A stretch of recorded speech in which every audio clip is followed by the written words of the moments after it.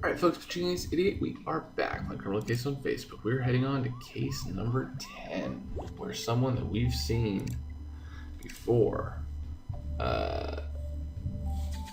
kicked the bucket. Ace, this year's party season's got off to a bleak start. 3 of Mr. Laster's famous parties have ended in bloodshed. But who could have foreseen that Mr. Laster purposely organizes these gatherings to incite murder? We must really stop him. Stop him we must, but it's no easy feat without knowing who Mr. Laster is. He never seems to make an appearance at his own parties. And we know that his latest party, a picnic, has already started in Prospect Gardens, with some of Concordia's highest nobility attending. Ace, I have no choice but to send you to this picnic. Try to mingle, keep a close eye on things, and learn everything you can about Mr. Laster. But please be mindful not to alarm the guest. Also, keep Madeline away from the champagne. I shan't let you down, Chief. The Madmobile is ready. Ace, let us head to Prospect Gardens. Hey, Heidi. Hey, Ezra. Ace, there's a fancy crowd gathered here. But you're right. We'll have a better view of the estate from the lawn. It seems deserted, apart from a woman taking a nap. Let's go there. Aha.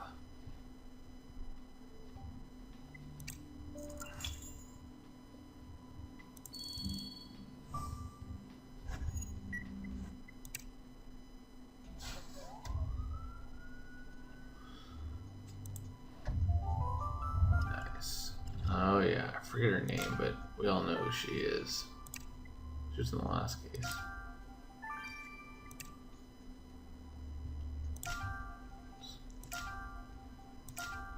Where's the heart?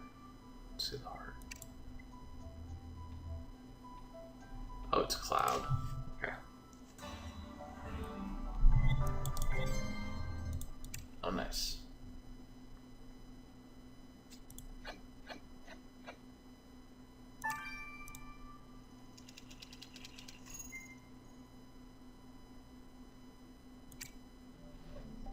Ace, Lily's not asleep, but murder. There's blood everywhere around her. We've come too late.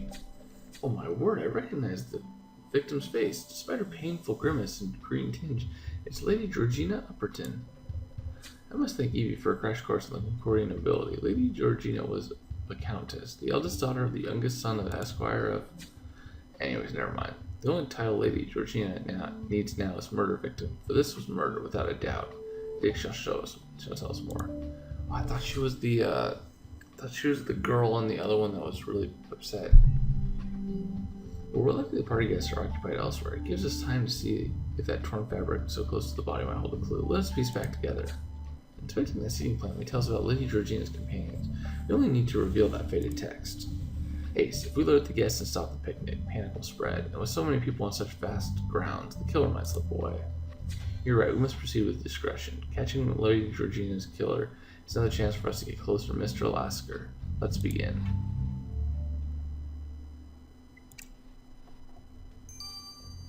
Yeah, it has been 2 weeks, man. 2 weeks. Way too long, man. I've missed you guys. That being said, holy moly, am I tired. Wow, it's been a long, long week.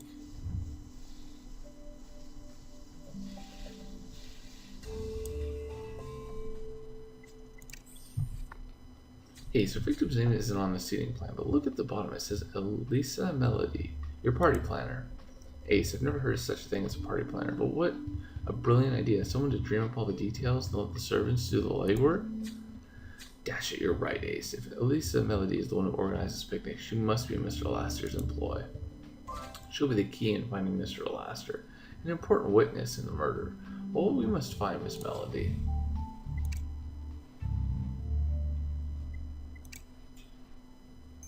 We must.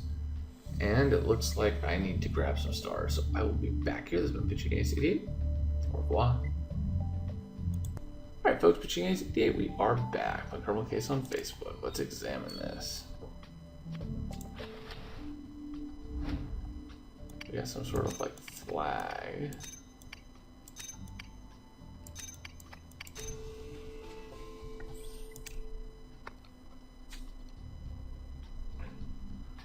Ace, what do you make of this green fabric you found next to the body? There's an odd piece of wood attached and a smudge of blood in the corner. Oh, dash you're right. The killer must have touched the blood-spattered body and then used his fabric to wipe their hands. Ace, we're gonna give this fabric to Viola without further ado.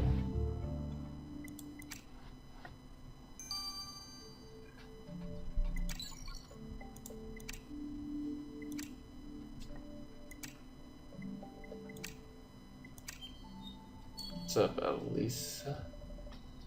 Miss Melody, we need a minute of your time and your sense of discretion. Oh, of course. You wish to locate the ladies' powder room. You have two options, either behind the oak tree. We're not looking for the powder room, Elisa. We're from the flying squad. Lady Upperton was murdered on the picnic lawn. Wait, Lady Upperton murdered? On the lawn? Oh, goodness. Nobody must know anything of this. The murder was not part of my entertainment proposal to Mr. Laster. The guests would be appalled at my reputation. Your grief is touching, but since you mentioned Mr. Laster, you should like to know who he is. You and everyone else, but Mr. Laster doesn't like to be the center of attention. Even I have never met him. He sent me all his instructions in writing. No doubt he'll dismiss me in writing too as soon as he hears about this disaster. Well, try to stay calm, Elisa. We too are under instructions to remain discreet. Can you tell us where Lady Upperton was last seen? The ladies were enjoying tea and cakes in the tent. They left to play lawn tennis, so you won't be disturbing anyone there, but be quick.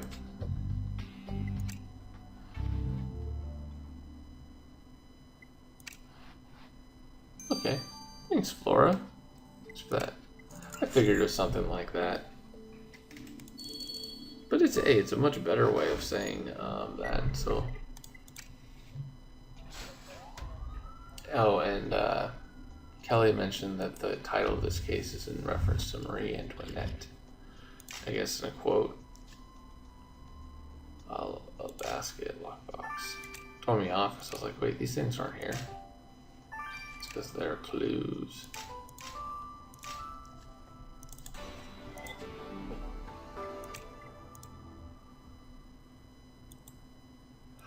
Oh, thanks, Laura. Wow, I totally thought she was wearing a wig. Wow. Okay, anyways, look at these lavish cakes, Ace. You reckon those dirty plates in that basket hide a clue? I did not expect you to do the dishes, but let us have a look. And someone's left a writing slope behind. An odd thing to take a picnic, but aristocrats have their eccentricities. Let us decipher those symbols and open the lock. Uh-oh. Was there a spoiler? Did somebody get banned for life? I was not paying attention, thank goodness.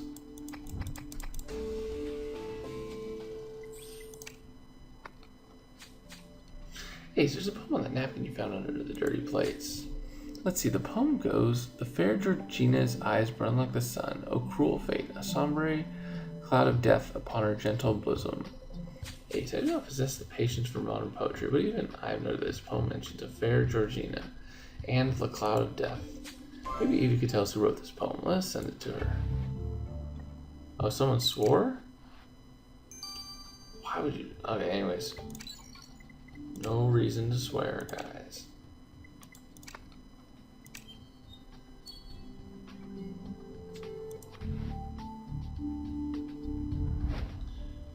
Alright, so we got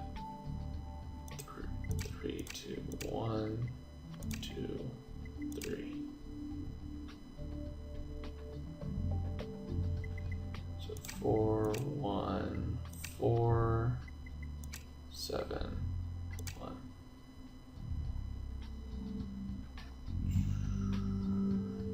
2, 3, 5, 5, 1. What? Oh, 2, 3, 5, 5, 7.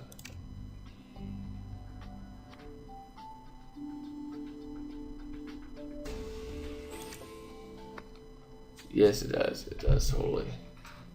Maple Heights, I believe it was called. Ace, you found a most intriguing drawing inside the locked writing slope. The portrait of a woman, but with her thoughts and feelings labeled inside her head as if to depict what she is thinking, and above her head it says, typical victim. Hey, Senior Brace from the flying squad, I presume. What an honor to meet the great detective. I've read about your unparalleled intellect in the papers, and I hope you're finding this outing agreeable.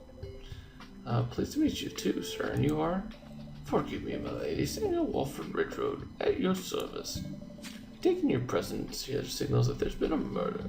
That'd be marvelous. It's my greatest wish to assist in a real investigation. Well, if this drawing is yours, your wish is granted, Lord Waldorf Ridgewood. Please step aside, Senior Grace. We'll need to talk to you.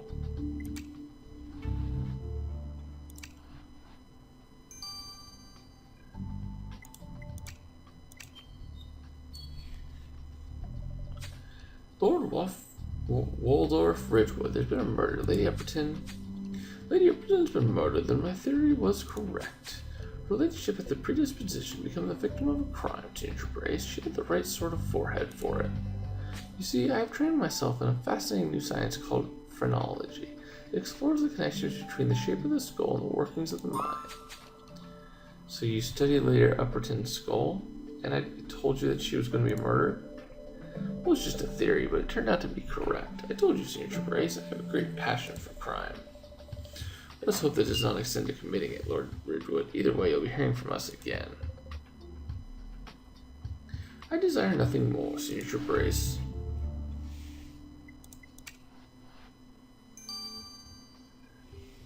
Alright, wow, we got a lot of stuff. Yeah, let's just spend all of my money on this. Ace, I searched for this poem in thousands of anthologies. I can tell you it's an unpublished original work. However, the style is unmistakable. This is the work of Ernest Swansdale, famous poet, celebrated for his romantic poetry. Personally, I find his language decidedly mawkish, typical of a man with no real insight into a woman's experience of romantic passion. Well, you're the expert on that, Evie, but more to the point, if this poem is Ernest Swansdale's work, he must be attending the picnic. Ace, I'm curious to hear Mr. Swansdale's explanation for the cloud of death that came upon the fair Georgina. Yeah, me too.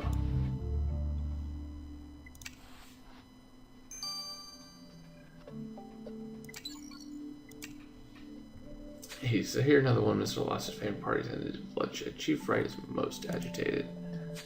Well, then give us some good news, Viola. What about this blood-stained fabric Ace found into the victim? Well, the blood is decidedly the victim's. But the fabric itself is worthy of our attention, since Ace surmised the killer wiped their hands on it. Observe, if you please, this small piece of wood attached to it. Ace, this fabric is a croquet flag. It marks the perimeter of a field where croquet is played. Croquet is a popular outdoors pursuit, Ace, and requires skill, but no bodily exertion, nor does it ruin one's finest attire or elaborate coiffure. Anything that leaves your clothes and hair dressing intact must be a dreadfully dull game. But if Raquel enjoys croquet, then we shall enjoy the thrill of pursuing them even more.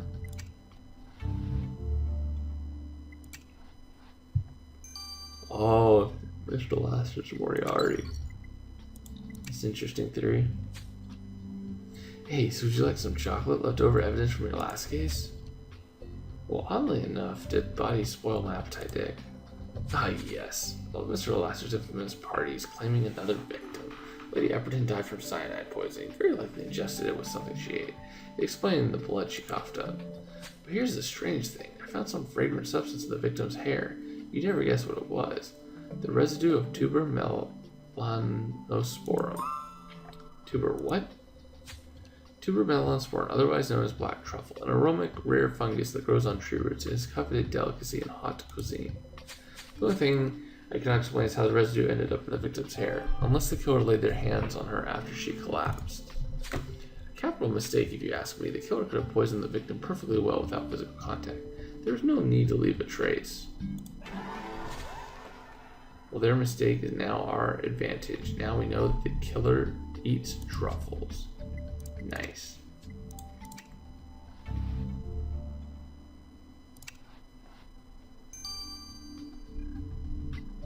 Alright, let's talk to you, Mr. Ernest Swansdale. Mr. Swansdale, could we have a quiet word? Oh, certainly, good lady. I'm merely contemplating the blessed beauty of nature, the grace of life pouring from the firmament. Well, this poem you wrote speaks not of light, but of the cloud of death. Mr. Swansdale, you appear to have poetically foretold a real-life murder. Lady Georgina is dead, and we're here to investigate. Murder, you say? Your words do perturb me. I'm afraid I cannot help. I have not had the honor of conversing with Lady Georgina today. Instead, I saw solitude under the big oak tree. A poet writes not what he sees, but what he muses, whispered in his ears. Foretell a lady's death I did not. I merely expressed the melancholy of the soul. Well, perhaps refraining from writing more poetry today, Mr. Swansdale. We don't want more of your dark visions to become reality. Well, is everyone in the upper class self-involved in eccentric? Lady Upton was poisoned at Mr. Alastair's picnic, but many of the guests seemed curiously unconcerned. We talked to the party planner, Elisa Melody, who only cared about the murder's effect on her reputation. To Ernest Swansdale, Lady Georgina was merely a source of poetic inspiration. He barely noticed her in real life. Interesting.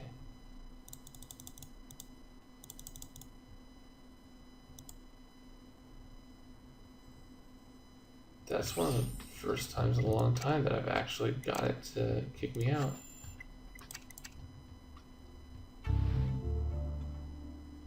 Oh no. Oh, what a shame. Let's see what happens if I do this. Oh yeah, interesting. Alright guys, well I'll see you guys in chapter 2. Sorry that I cut that off. I'm Portuguese 88. Over and out.